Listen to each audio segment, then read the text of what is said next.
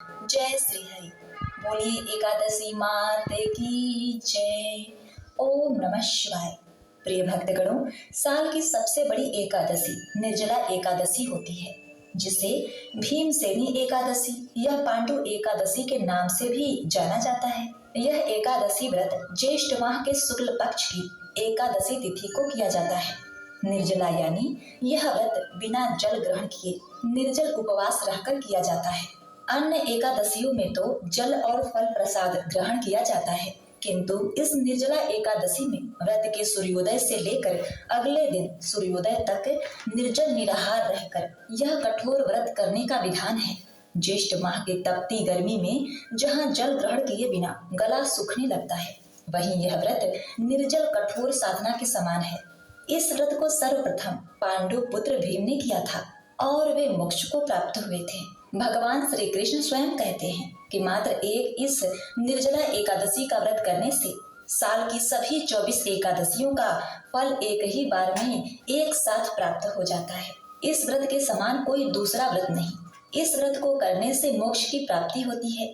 घर में धन्य धान का अभाव नहीं होता। पुराणों के अनुसार जो व्यक्ति निर्जला एकादशी व्रत करता है वह जीवन में कभी संकटों से नहीं घिरता और उसके जीवन में धन और समृद्धि बनी रहती है। मात्र इस एकादशी का व्रत करने से 26 तरह के लाभ प्राप्त होते हैं। व्यक्ति निरोगी रहता है, राक्षस भूत पिशाच आदि योनि से छुटकारा मिलता है, पापों का नाश होता है, संकटों से मुक्ति मिलती है, सर्व कार्य सिद्ध होता है, सौभाग्य प्राप्त होता है, मोक्ष मिलता है, विवाह बाधा समाप्त होती है, धन और समृद्धि आती है, शांति मिलती है, मोह माया और बंधनों से मुक्ति मिलती है, हर प्रकार के मनोरथ पूर्ण होते हैं, खुशियां मिलती है, सिद्धि प्राप्त होती है, उपद्रव शांत होते हैं, दरिद्रता दूर होती है, खोया हुआ सब कुछ फिर से प्राप्त हो जाता है, पितरों की अधोगति से मुक्ति मिलती है, भाग्य जागृत होता है, ईश्वर की प्राप्ति होती है, पुत्र प्राप्ति होती है, शत्रुओं का नाश होता है, सभी रोगों का नाश होता है, कीर्ति और प्रसिद्धि प्राप्त होती है, वाजपेय और अश्वमेघ यज्ञ का फल मिलता है और हर कार्य में सफलता मिलती है। तो प्रिय भक्तगणों, इस निर्जला एकादशी को सार्थक करने के लिए आइए अब श्रवण करते हैं निर्जला एकादशी की व्रत कथा।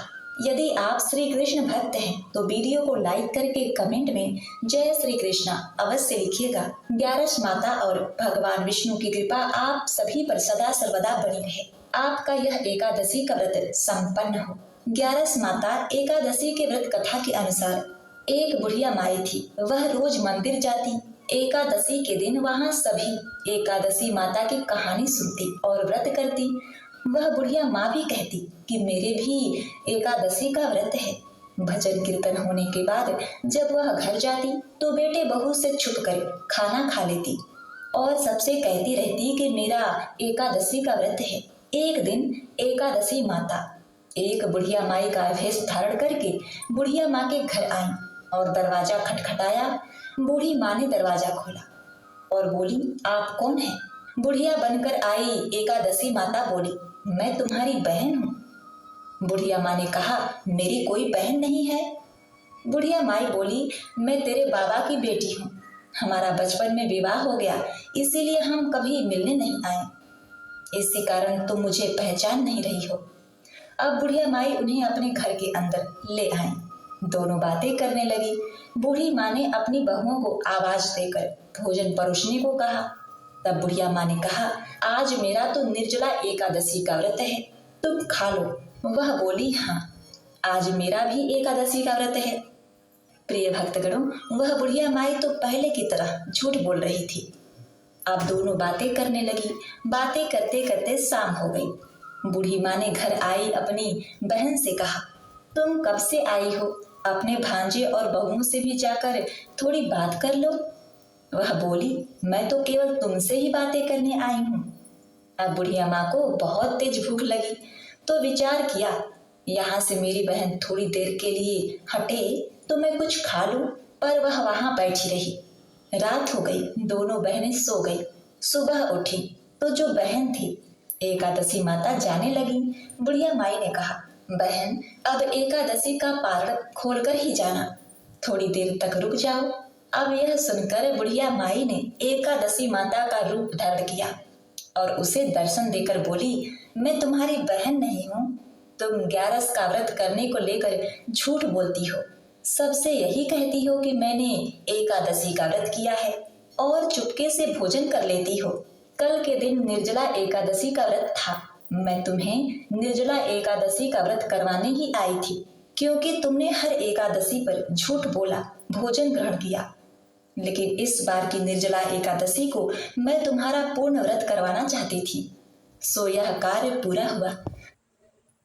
मैं चलती हूँ, तुम्हें मोक्ष मिलेगा, तुम्हारे घर परिवार में सुख समृद्धि आएगी, तुम्हारे बाल गोपाल सब खुशी पूर्वक रहेंगे।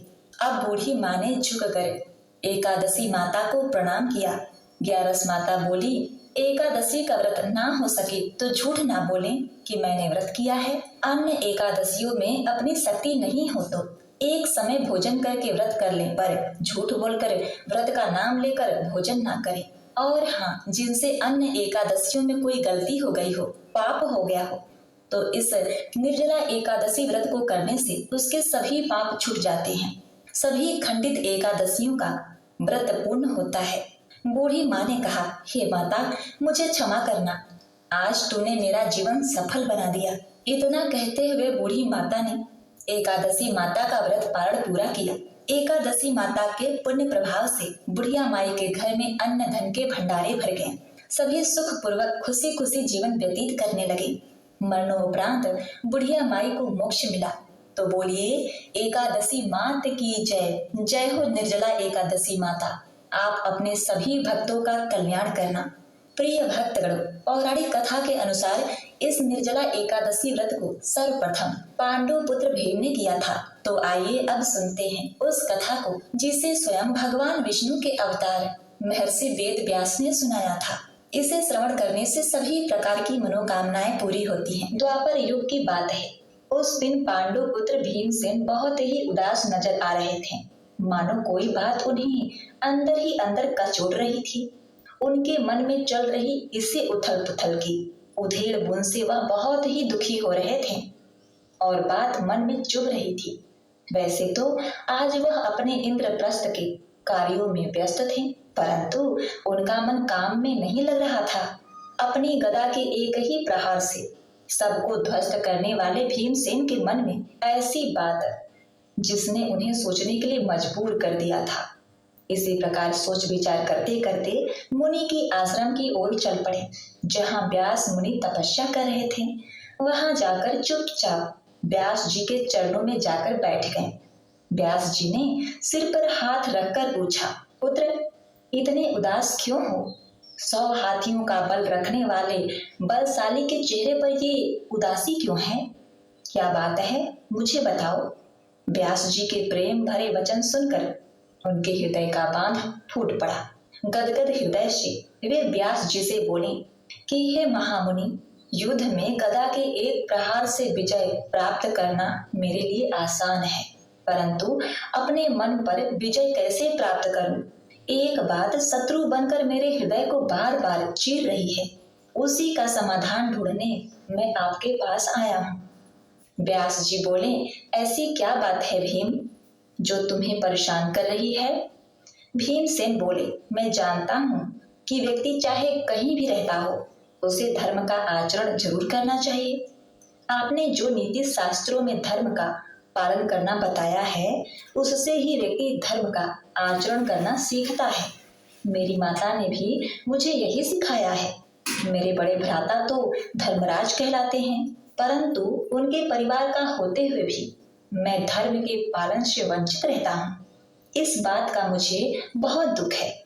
व्यास जी ने आश्चर्य से कहा, मुझे तो नहीं लगता कि तुम धर्म का पालन नहीं कर रहे हो। भीम बोले, मेरे परिवार में मेरी माता कुंती, भ्राता युधिष्ठिर, अर्जुन, नकुल, सहदेव, यहाँ तक कि द्रौपदी भी 1 महीने की 2 एकादशियों का व्रत करती हैं। भ्राता युधिष्ठिर मुझसे भी एकादशी का पालन करना सिखा बुलाया।